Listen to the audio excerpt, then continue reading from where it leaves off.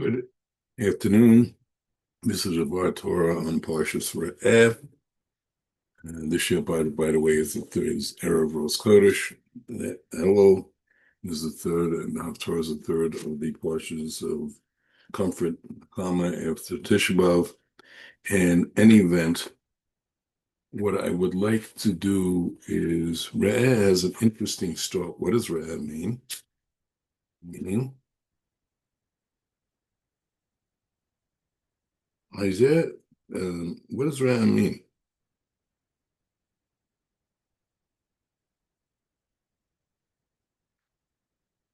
It says Re'eh Anochi, Natan Lefanechem, Hayom, Habraka v'Klalel.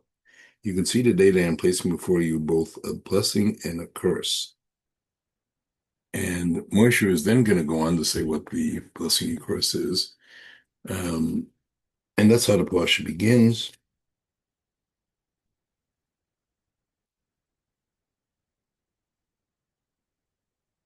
And what is that's talking about? After they cross the land, after Moshe's is dead, has been passed away. And oh yes, I would like to dedicate this the Var Torah in memory of a very good friend in Chabrusa, Raphael ben Miriam. May it be an aliyah for his neshama. And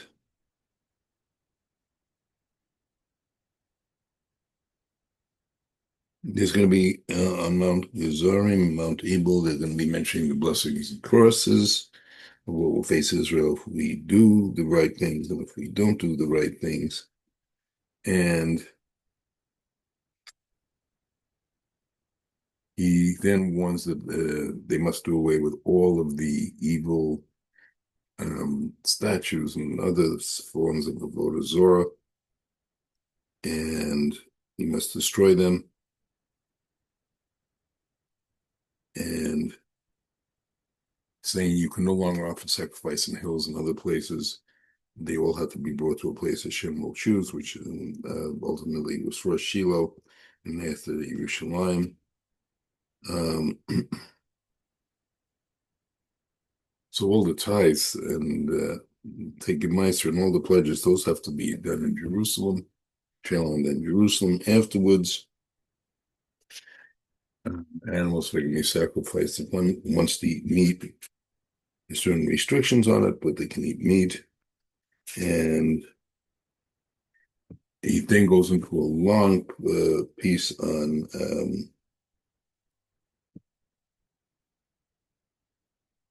idolatrous practices, and also you can't distract from the mitzvahs, add to the mitzvahs. You must do exactly as it's written. And then we goes to the idolatrous prophets and people who also claim that there was the name of Hashem, dreamers, and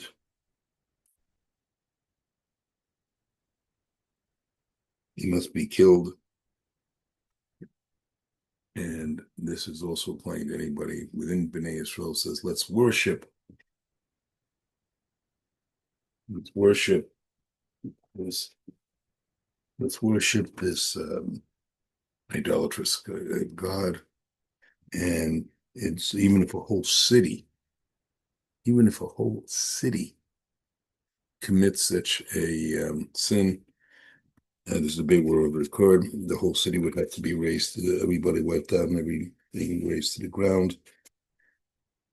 He then goes into, since we're supposed to be pure and serve Hashem, we're not allowed to do excessive mourning because Hashem is righteous and a person leaves this world are going into a better next world.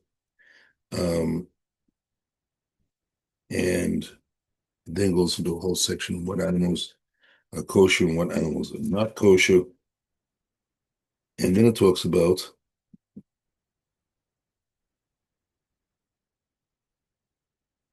the different tithes one has to take for the poor, for the and again, he then talks about in the 7 years, there'll be the Shemitah year, and how one has to lend money without interest. It reminds him about our obligations of the Jewish slave, firstborn animals, and then it goes into the holidays.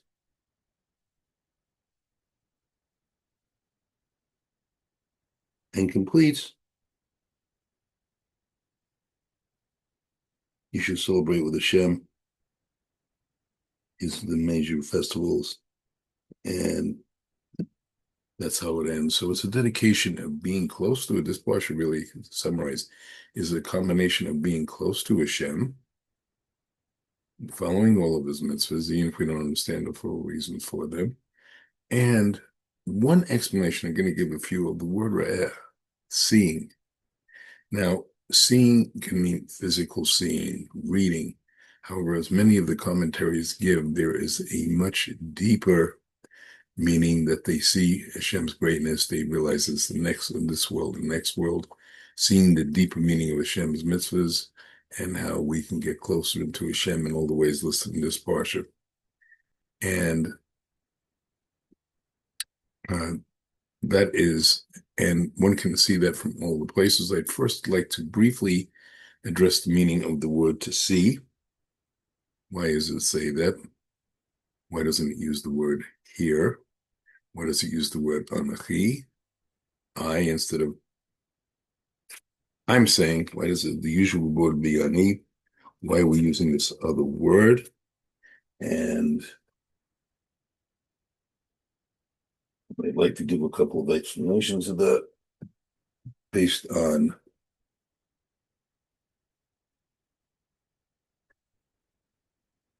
the Orach HaKodesh. And one of them is, when it says see, I am presenting to you. Why this extra word besides the one I gave is because when somebody's presenting somebody and telling him to do certain things, it's very nice to be able to say that if one doesn't experience it. So it's easy to preach if one doesn't have it, but one might be doing it from personal motivations toward personal unhappiness, jealousy, a number of motivations. But what he's saying here is see, and it then goes into the singular, see that I've enjoyed both. I've been close to it. I've been in heaven. I've been in heaven. I've seen Hashem on Hashem's graciousness, his more spiritual aspects, not Hashem himself, but there are a lot of these spiritual aspects and qualities that are in the next world. As in this world, I'm also was quite a leader and quite well off. So when I say choose life and choose Hashem's ways, I've sampled both. I sampled the good and I've sampled the negative. So the fact that he is saying I can do both is, in other words, I have the right to answer that.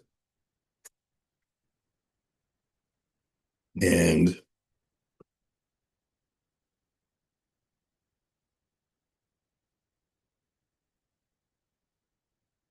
it's also saying, telling everybody another message, is that, see, you can all be like me. This is why it says in singular.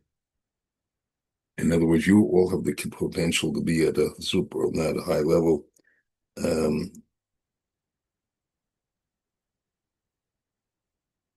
In other words, everybody can strive for that spiritual attainment. We may not all reach the level. Most of us won't today reach the level of Moshe.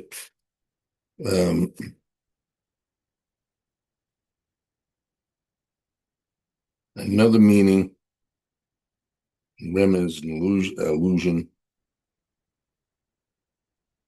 that all the students of Torah have the spark from Moshe's neshama. That was definitely in that case. So when he's saying, I present to you, it means we're doing this together. See, as if he was speaking to himself, because all of the other people, they have an aspect of his neshama. And that is another one of the meanings given. And so there we again see it closest to Hashem And where's the only place, since all this is mitzvahs in Eretz Israel, the commentators say, true place to be close to Hashem is in Eretz Israel, not in Chutz La'aretz. Now, I'd like to show how the depth and the meanings. Give one example. This is based on Rab Shimshon Astropoli, very famous Rav in the 1600s who died of Kiddush Hashem in the Kalmaneku uprisings of the Ukrainians. And what he does in chapter Yudala Pasuk 22, he comes up with the following statement.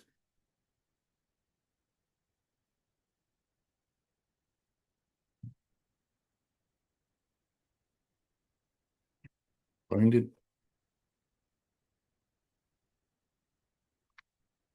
14.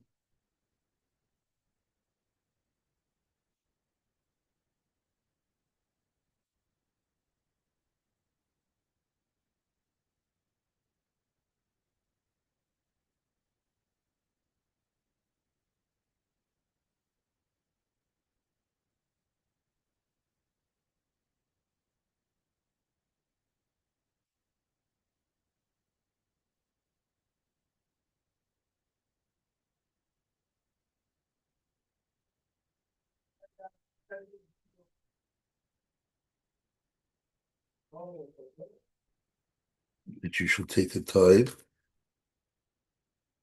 of all, talking about tithing, you should take a tithe 1/10 of all your land. The wording is Eseh taseh et kol atuvuat zerecha yotze beseder shana l'shana. That one must give that tithe, and every year. And I'd like to look into that one a bit more. Okay, we have to take tithe, we have to appreciate Shem, we offer a gift, goes to the Levium, Kohanim, and because they don't have land, they're serving Hashem in a different way. But let's look at it deeper to show that how deep this aspect is. It has an even deeper meaning. And one of those deeper meanings is, look at the course, the merit of Maisa. It seems a simple thing, taking 1/10 of the crop. Yeah, one has to sacrifice some wealth, but since everything's from Hashem and the trust, that's challenging. But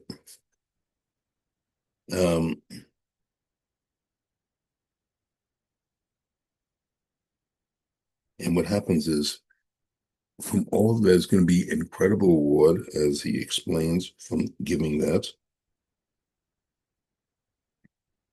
from giving this little thing.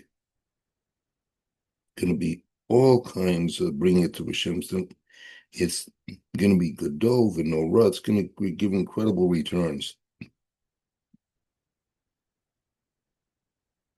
And what's one of the secrets? It represents one of the names of Hashem, named Havaya,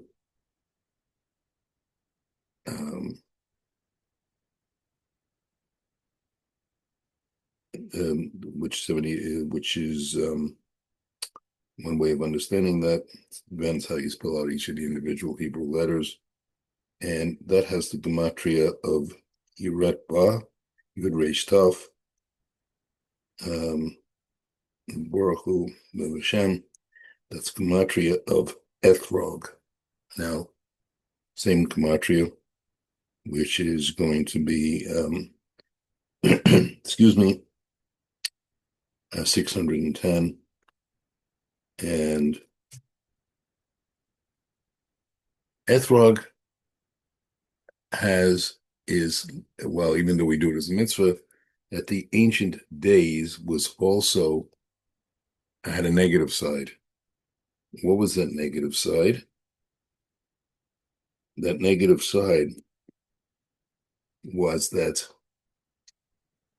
the Ethrog was the fruit that from the Yetzer Hara Tov and Ra that Adam Rishon ate from, which caused a lot of klipo, physical impurities that come into the world. And those attached to him for his whole 130 years after having Cain and Seth, when he went into Galut, separated from his wife for 130 years. And that created all kinds of problems.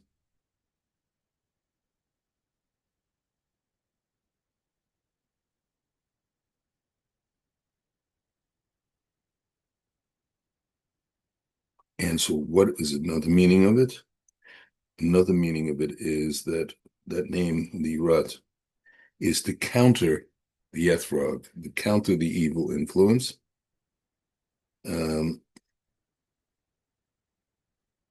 And that was Doka against the Malakim, who did not want to come to kill Moshe because they said the Torah shouldn't be to the people. And Hashem overruled them. And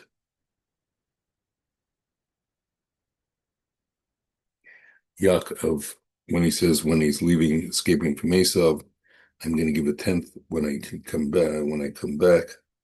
And then it says, a man wrestled with him until dawn. That was Esav's angel, and that left impurities, which we had to deal with, still have to deal with. But so, what does all that have to do with Maestros? Because Hashem is giving us an opportunity to counteract all of those evil forces, evil influences, because it explains, without going into too much detail now, that there are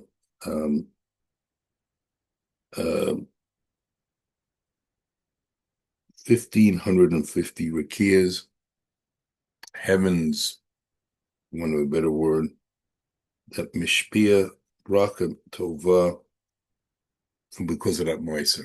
It neutralizes all of the klipot.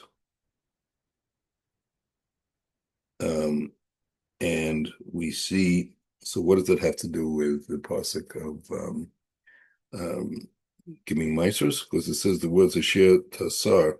If you look at the gematria, it will equal exactly the same number of taf, taf, taf, shin, mem, yud, and mem.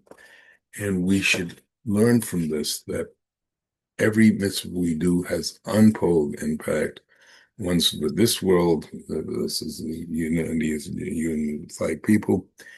When we do unify, and for the next world, and strengthens, elevates the whole universe, something we should keep in mind as we're coming to the month of Elul. This Shabbat is Shabbat of Mavoking of Rosh Chodesh Elul, that we truly are getting close to being able to fulfill all this potential. And everything we do is elevating Hashem, and he's elevating us, despite all of the things that are going on these days. And we should hope that this coming year will be a year of peace and a year of the redemption. Good Shabbos and Shabbat Shalom.